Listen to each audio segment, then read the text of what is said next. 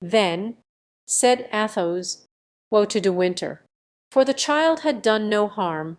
May the devil take me, if the child be not dead," said Porthos. "There is so much fog in that detestable country, at least so D'Artagnan declares," just as the quaint conclusion reached by Porthos was about to bring back hilarity to faces now more or less clouded. Hasty footsteps were heard upon the stair, and some one knocked at the door. "Let him enter," cried D'Artagnan, "let him come up." But Grimaud had already mounted the staircase, and was waiting on the last step. The door being closed, the four friends waited in expectation. Grimaud's agitation, his pallor, the sweat which covered his face, the dust which soiled his clothes, all indicated that he was the messenger of some important and terrible news. "Your honors," said he, "that woman had a child, that child has become a man, the tigress had a little one, the tiger has roused himself." Athos glanced around at his friends with a melancholy smile. Porthos turned to look at his sword, which was hanging on the wall. Aramis seized his knife. D'Artagnan arose. "What do you mean?" "Grimaud," he exclaimed, "that Milady's son has left England, that he is in France, on his road to Paris. If he be not here already, the devil he is," said Porthos. "Are you sure of it?" "Certain," replied Grimaud. This announcement was received in silence. Grimaud was so breathless, so exhausted, that he had fallen back upon a chair. Athos filled a beaker with champagne and gave it to him. "Well, after all," said D'Artagnan, "supposing that he lives, that he comes to Paris, we have seen many other such. Let him come."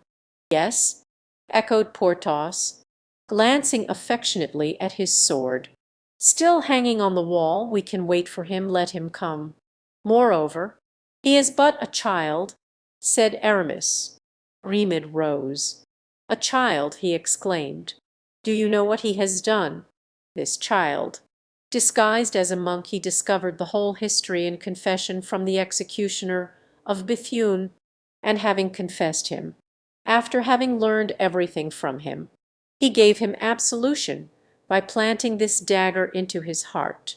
See, it is on fire yet with his hot blood, for it is not 30 hours since it was drawn from the wound. And Grimaud threw the dagger on the table. D'Artagnan, Porthos, and Aramis rose, and in one spontaneous motion rushed to their swords. Athos alone remained seated, calm and thoughtful. "And you say he is dressed as a monk?" "Grimaud." "Yes, as an Augustine monk." "What sized man is he?" "About my height, thin, pale, with light blue eyes and tawny flaxen hair." "And he did not see Raoul?" asked Athos.